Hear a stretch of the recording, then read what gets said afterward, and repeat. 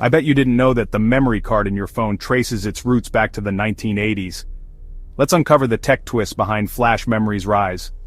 Ready? Let's dive in. Flash memory was invented in 1980 by Dr. Fujio Masuoka at Toshiba, who wanted a way to store data without constant power. The big breakthrough? Unlike RAM, flash keeps your info even when the device is off.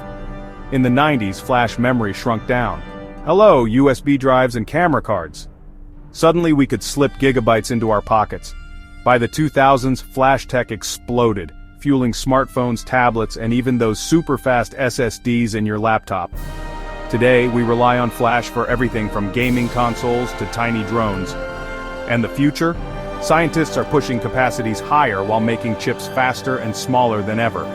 So next time you snap a pic or save a file, thank decades of flash innovation. Proof that big ideas can fit into the tiniest chips. Stay curious.